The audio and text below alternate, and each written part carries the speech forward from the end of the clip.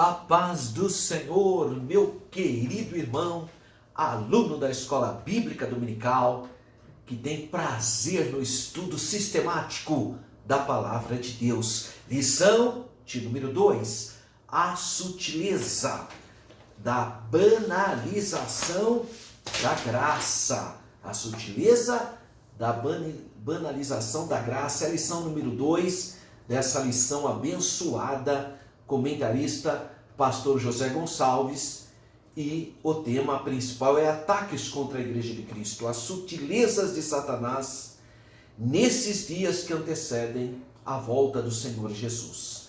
A lição 2 será ministrada então domingo dia 10, tem por texto maior ou texto áureo Efésios 2:8. Esse é o tema da Reforma Protestante, né? Porque pela graça sois salvos por meio da fé. Isso não vem de vós, é dom de Deus. Glória a Deus. Ele continua, no versículo 9. Não é pelas obras para que ninguém se glorie, mas pela graça sois salvos por meio da fé. O que diz a nossa verdade prática? A graça de Deus não é barata. Ela requer arrependimento, novo comportamento, ou seja, nova vida em Cristo. Em outras palavras, nascer de novo. É necessário nascer de novo. Tem gente, irmão, que não quer nascer de novo, quer viver nas práticas antigas. Tem que nascer de novo. Jesus falou para um homem religioso, um homem que seguia a lei, um homem piedoso, para Nicodemos, capítulo 3 do Evangelho de João. É preciso nascer de novo. Precisamos nascer de novo para entrarmos no reino de Deus.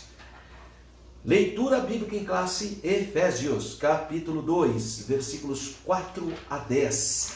Essa então é a leitura bíblica em classe. Vamos pensar um pouquinho então sobre esse abençoado texto áureo, Efésios 2:8. Porque pela graça sois salvos por meio da fé, isso não vem de vós, é dom de Deus. Bom, o capítulo 2 de Efésios, entre os versículos 1 e 10, ali o apóstolo Paulo declara que a salvação é pela graça. Isso é claríssimo no capítulo 2. Interessante que o tempo verbal empregado por Paulo é presente, é perfeito. Sois salvos. Isso que é importante, porque existem traduções, irmãos, falaciosas. Coloca assim, pela graça estais sendo salvos. Não estais sendo, irmão. Pela graça sois salvos. Porque a graça produz salvação. Então, pela graça sois salvos. Agora, qual é o meio disso? É a fé. É a fé no sacrifício expiatório de Jesus. Então, a salvação também é referida, sem dúvida alguma, em uma perspectiva futura, que é a glorificação. Mas isso é um outro assunto. Falando quando a pessoa nasce de novo. É salva, é justificada, santificada pelos méritos de Jesus no Calvário. Mediante o quê? Então, pela graça sois salvos. Qual é o meio? Mediante o quê? Fé. Fé é o firme fundamento das coisas que não se vê, mas se espera. Não é isso que diz Hebreus 11? O fato que a graça e a salvação são medidas pela fé.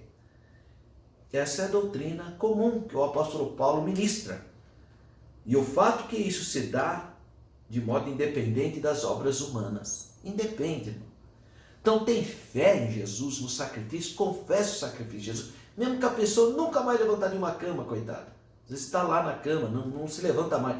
Mas não fez uma obrinha, não deu nem para levantar a mão. O nosso sistema, quem quer aceitar Jesus, levanta. Não deu nem para levantar a mão. É o caso do ex-ladrão na cruz, Não, que obra que ele fez, irmão? Nenhuma, ele estava lá na cruz. Está lá na cruz. Aí ele falou, puxa vida, eu realmente reconheço que esse homem é justo. Senhor, lembra de mim quando entrares no teu reino. Que ele creu, ele acreditou que Jesus era o rei e o Senhor. Jesus olhando para ele, cheio de ternura, hoje mesmo estará comigo no meu paraíso. Olha que lindo, a fé produz salvação. Agora eu tenho que prestar atenção para um detalhe. A fé não é alguma nova forma de mérito.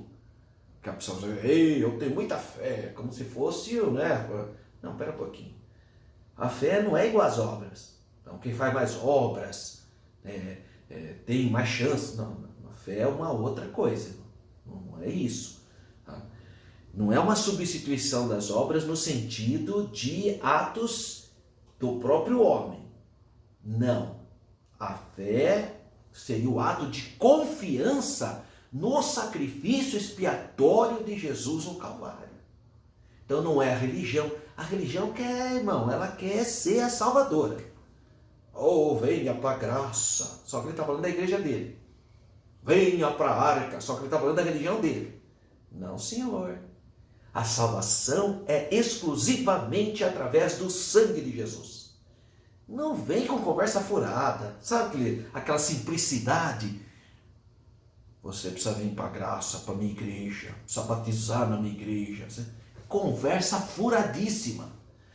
A salvação é Jesus. O verbo que se fez carne. Não é religião, não é a sua denominação.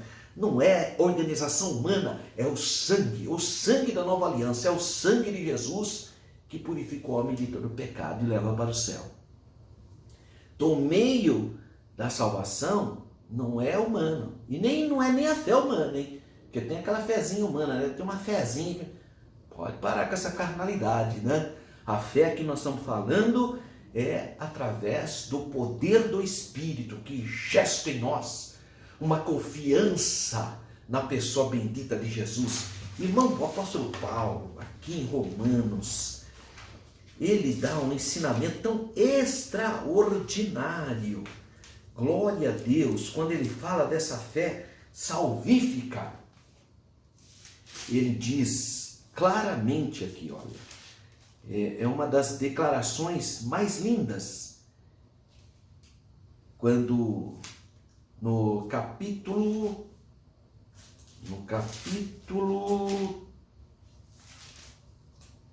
9, e ele vai dizendo uma série de colocações sobre as fragilidades humanas e vai explicando a atuação do Espírito e vai falando até ele chegar aqui nessa colocação extraordinária sobre a fé. Então, deixa eu primeiro pegar aqui algo que me chama a atenção antes de ir para o assunto que eu quero trabalhar. Primeiro ele vai falar aqui no capítulo 4 de Romanos sobre Abraão. Que Abraão foi justificado pela fé porque Abraão não era nem circuncidado, irmão. Abraão foi circuncidado com 99 anos. Então ele fala aqui, ó, que diremos, pois, ter alcançado Abraão, nosso pai, segundo a carne? Porque se Abraão foi justificado pelas obras, tem de que se gloriar, mas não diante de Deus. Pois que diz as Escrituras, creu Abraão em Deus, e isso lhe foi imputado como justiça. Ora, aquele que faz qualquer obra, não lhe é imputado o galardão, segundo a graça, mas segundo a dívida. E aí ele continua falando então sobre a fé de Abraão em Deus. Então, olha, Abraão, que é o exemplo de fé, ele foi justificado não pelas obras. Como eu disse, ele nem tinha se circuncidado, que é a base da fé, né? A marca lá de Deus. Está lá no capítulo 17 de Gênesis, quando Abraão vai se circuncidar. Então, ele não foi. Então, não tem como esperar que o homem seja justificado pelas suas próprias obras. Não é possível. Então, essa percepção aqui na palavra de Deus, ela nos chama muito a atenção, porque ela está falando então de algo extraordinário. No capítulo 10, então, capítulo 10, ele vai dizer o seguinte: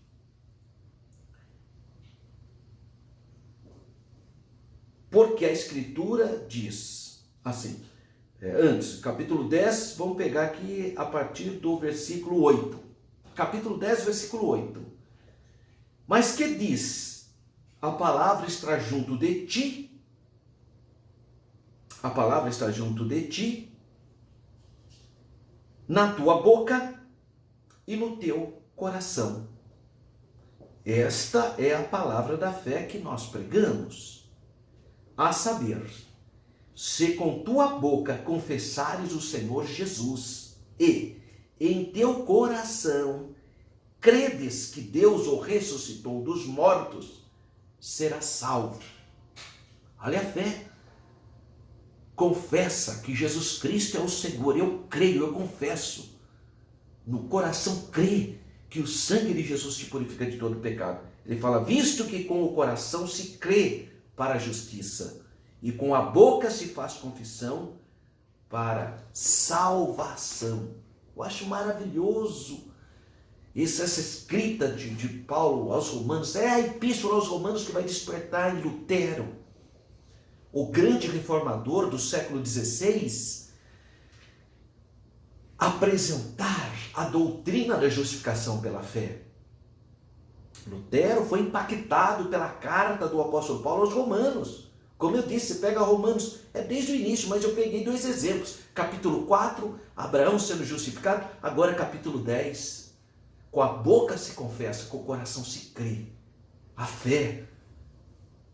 E John Wesley também foi impactado profundamente com a leitura de Romanos. Então leia a carta do apóstolo Paulo aos Romanos, que ela também vai despertar em seu coração a fé, a esperança e a alegria do Espírito Santo. Então não é a fé humana, mas é a fé provinda de Deus. Deus gera em nós, gesta em nós confiança. A fé não é uma substância, né?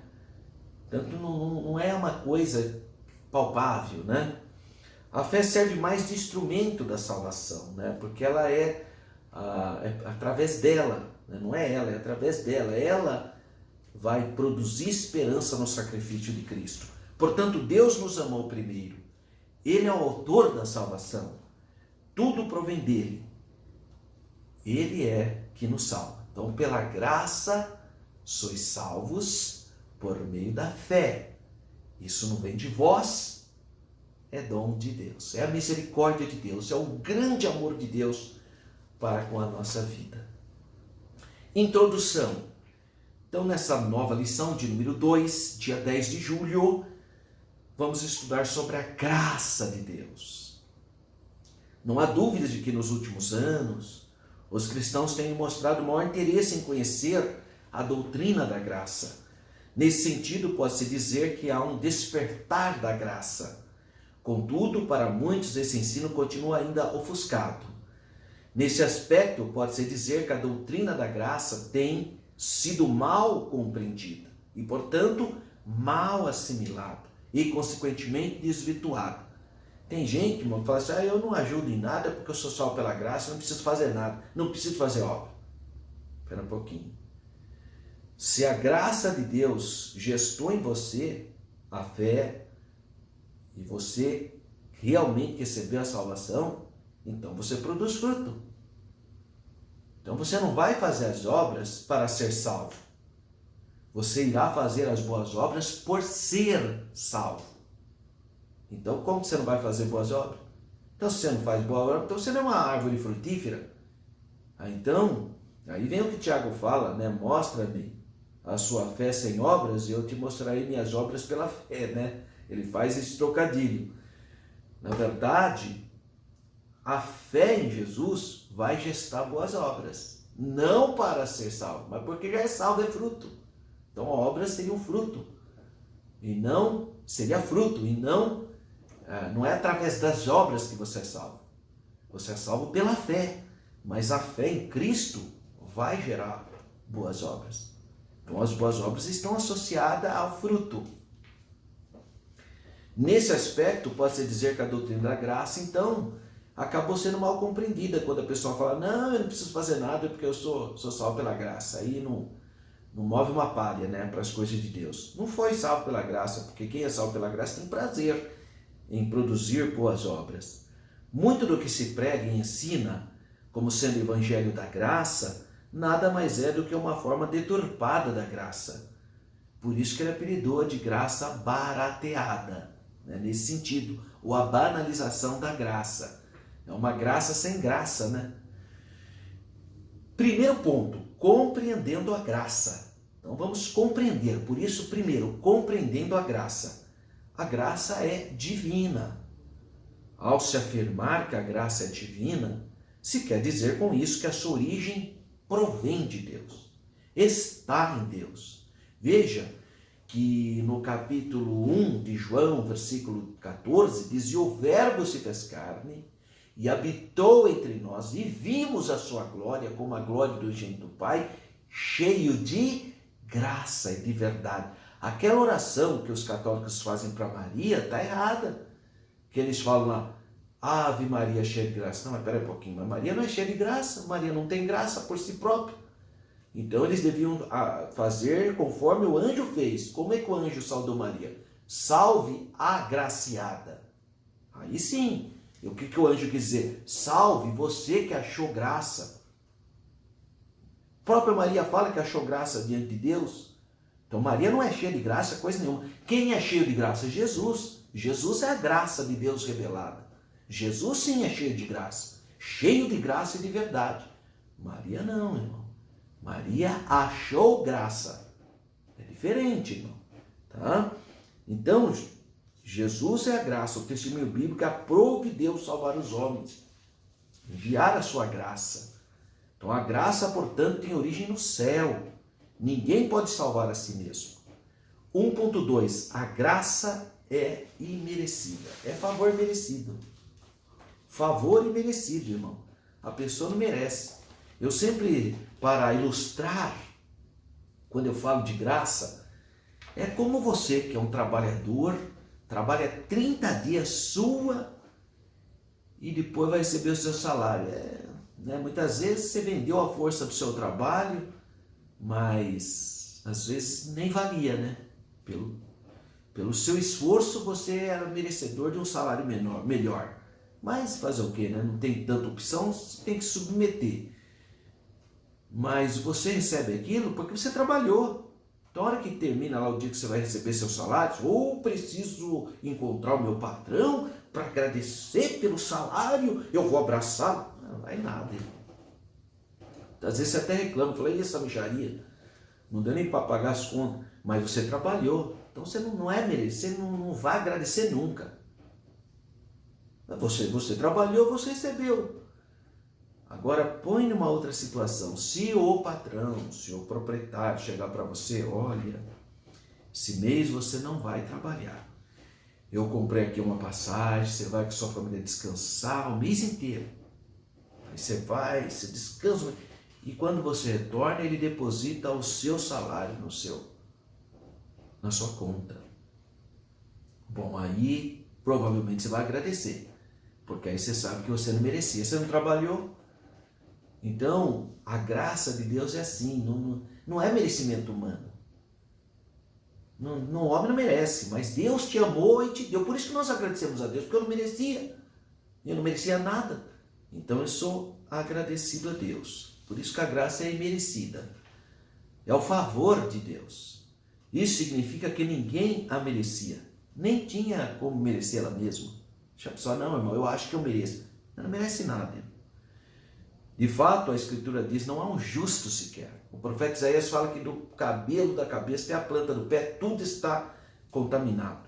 Então, nossa justiça é comparada a um trapo de imundícia, que era aquele pano utilizado para as mulheres que estão no período menstrual, né?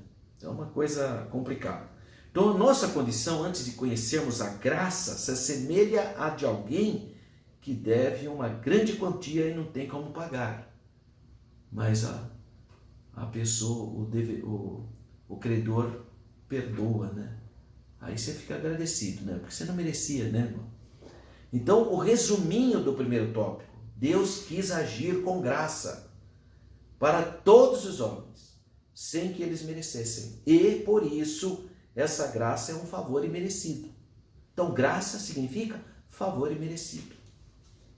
2. O segundo tema: graça no conceito bíblico. O que a Bíblia quer dizer quando ela fala graça? Qual é o conceito da Bíblia? Uma das doutrinas mais bem definidas na Bíblia, e claríssima, fala da queda do homem. Romanos capítulo 5 fala do pecado original. O primeiro fato a ser observado é que Adão, o primeiro homem, foi criado como um ser moralmente livre, podendo escolher o que fazer. Deus deu livre-arbítrio a Adão. Aliás, todas as criaturas que Deus criou, Deus deu livre-arbítrio. Sabe por quê que Deus deu livre-arbítrio? Porque sem o livre-arbítrio não haveria amor verdadeiro por parte das criaturas. Eu só expresso amor verdadeiro se eu tiver liberdade de escolha. Porque se eu fui projetado para amar, isso não é amor, irmão. Ele não tem essa opção. Então isso não é amor. Amor é quando você tem opção. Eu confesso a Jesus. Eu quero Jesus. Eu aceito. Eu tive a opção. Eu sirvo a Jesus por opção. Eu quero ser um servo de Deus. Isso é amor verdadeiro. Porque ninguém te obrigou. Por isso que eu admiro os irmãos. Eu fico vendo essas irmãs, professoras de escola bíblica dominical, elas preparam aquelas lições, aquele material pedagógico, lúdico. Chega lá no domingo de manhã, acorda cedo, prepara a aula, aquela alegria da aula. Mas não ganha um tostão, irmão. Não ganha um tostão.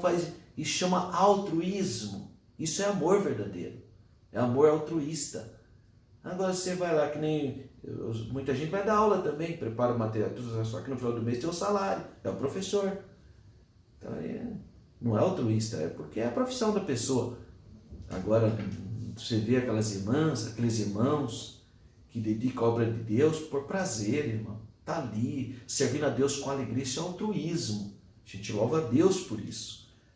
E outra coisa, você pega grupos religiosos, fala, olha, você vê, eles evangelizam. Espera um pouquinho, eles fazem aquilo, porque senão não tem salvação, porque a salvação deles é de obras. Por isso que eles são obrigados a fazer, por isso que eles são persistentes, esses grupos proselitistas. Ficam lá por baixo para cima, entregando papelzinho e tanta coisa. Mas porque são obrigados, não é voluntário.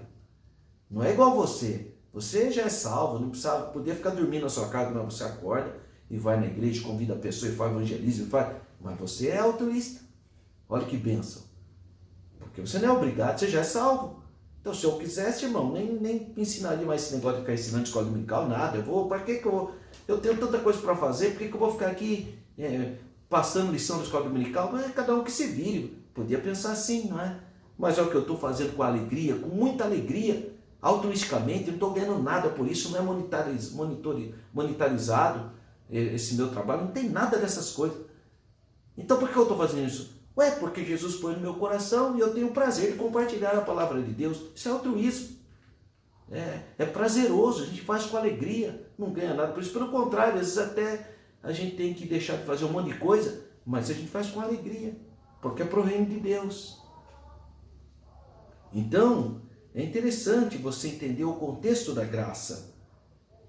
A Escritura diz então que o amor de Deus foi derramado. O primeiro homem, portanto, teve essa liberdade. Somos livres para fazer escolhas.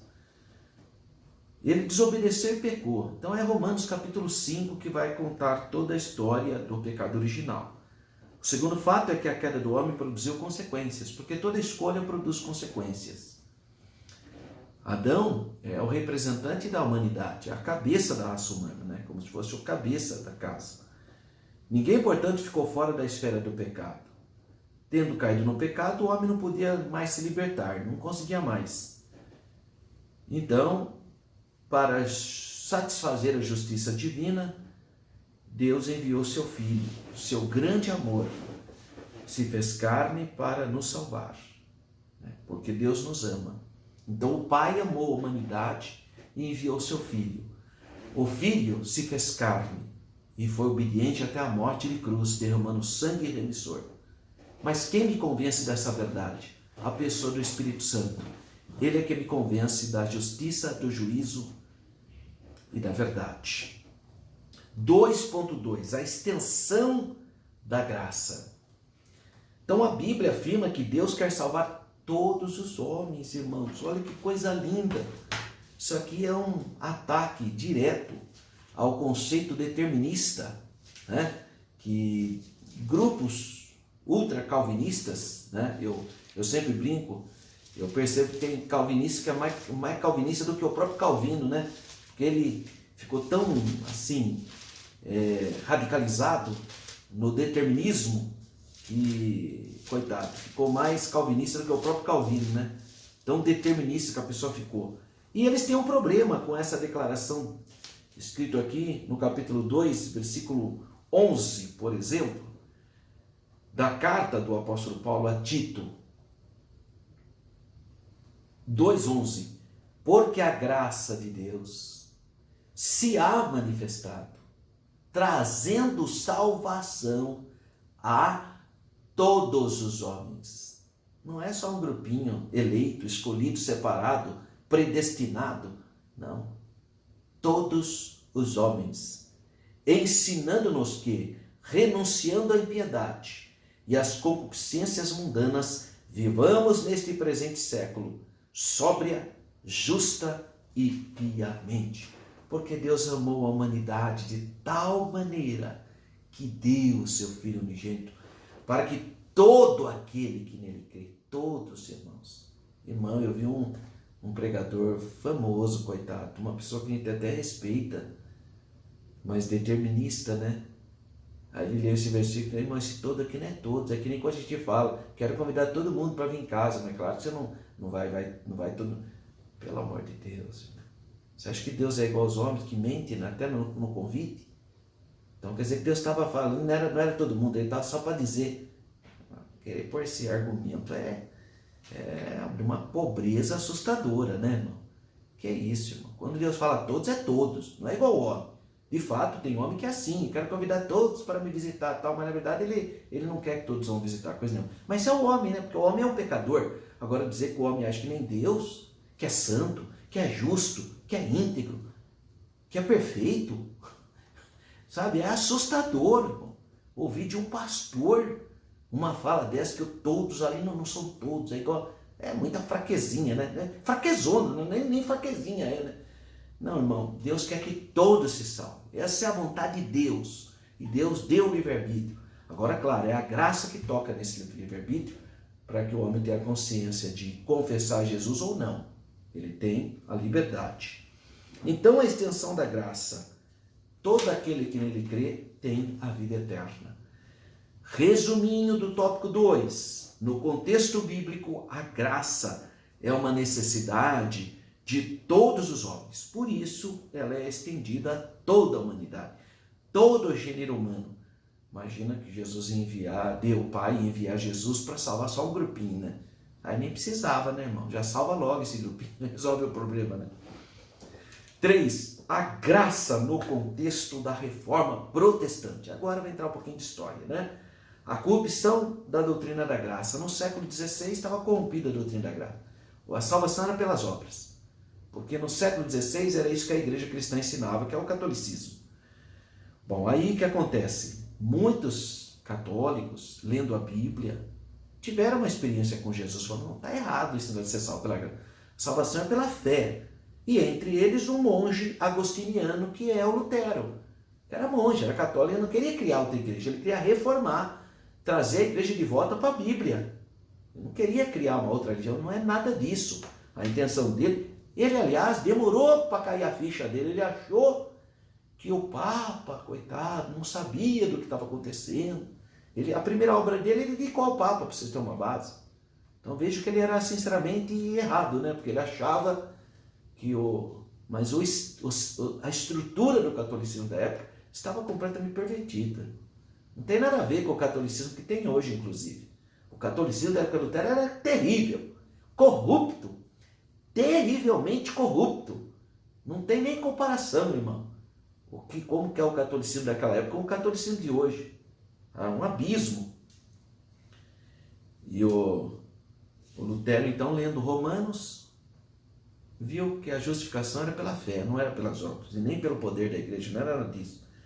3.2, a restauração da doutrina da graça. Então, se você estudar a reforma, o contexto, você vai ver que a reforma foi uma resposta à corrupção que havia na igreja católica. Lutero, então, se torna o principal porta-voz da justificação pela fé.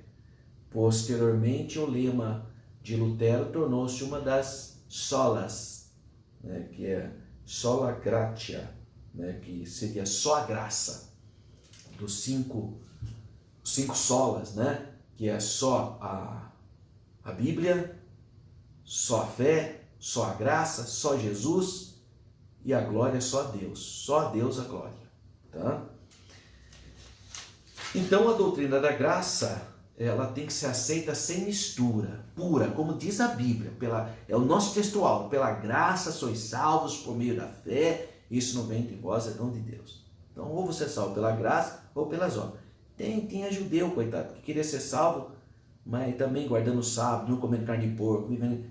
Mas isso aí é querer viver pela lei. A lei não salva. Se a lei salvar, Jesus nem precisa ter morrido na cruz. Se guardar sábado e não comer carne de porco, se isso resolvesse o problema, Jesus nem precisava ter morrido na cruz, irmão. Então Jesus veio e derramou sangue na cruz porque essas coisas não resolveram o problema. Ali, aquela legalização, tudo aquele legalismo eram sombras, cerimônias que apontavam para Cristo. O que é o sábado? É o descanso. Mas Jesus diz que Ele é o nosso sábado. É nele que nós temos que descansar. Agora a pessoa guarda um dia, acha que está num outro nível. O que é isso, gente? Tadinho, né? Não entendeu nada do que é a graça de Deus.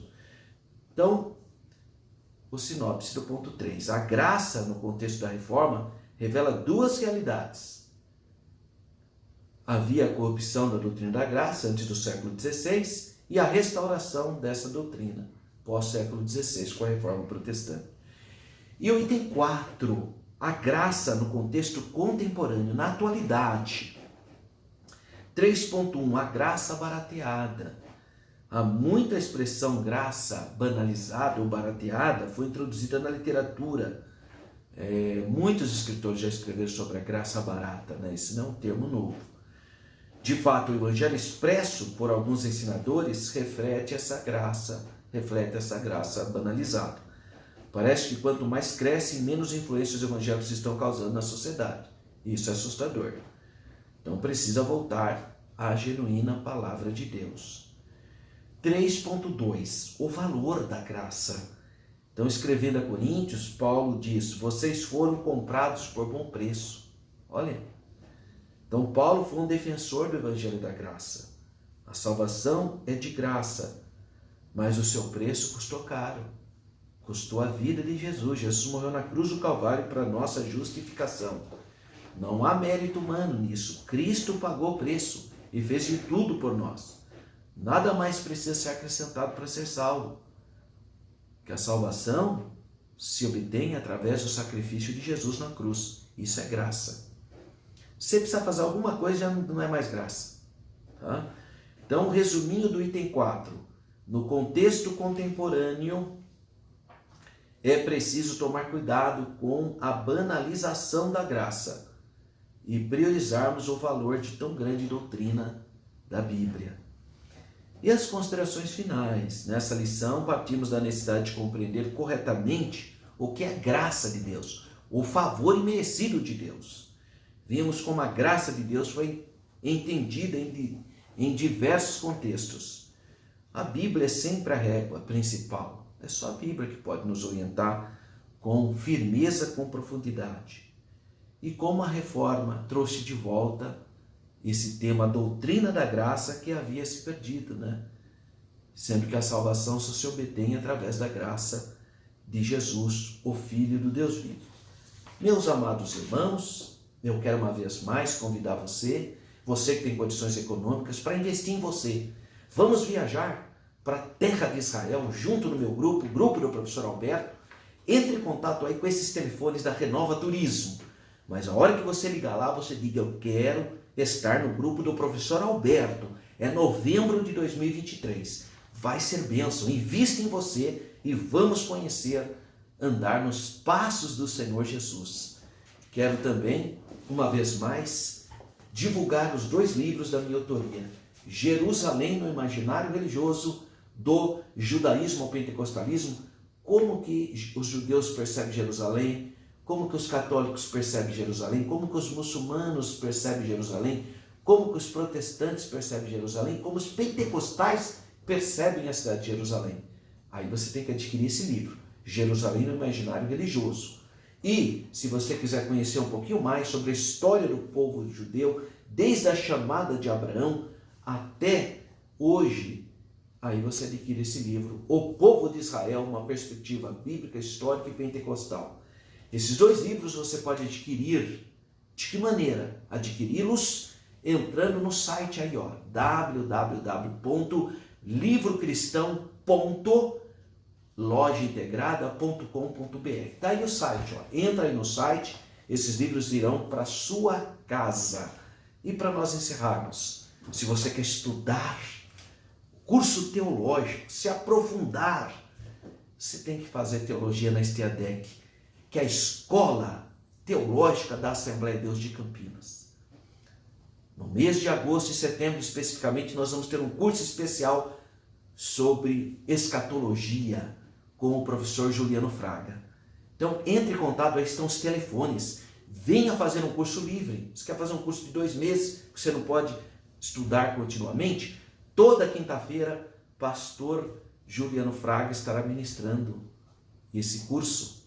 Então, vale a pena você também crescer na graça e no conhecimento. Que Deus continue abençoando a sua vida. Que você tenha uma semana de paz, de bênção, de saúde. Uma semana de vitória. Compartilhe as nossas aulas na sua rede de amigos. Divulgue, coloque no Facebook. Vamos divulgar o estudo da Palavra de Deus para que todos sejam alunos da Escola Bíblica Dominical. Fiquem na paz do Senhor.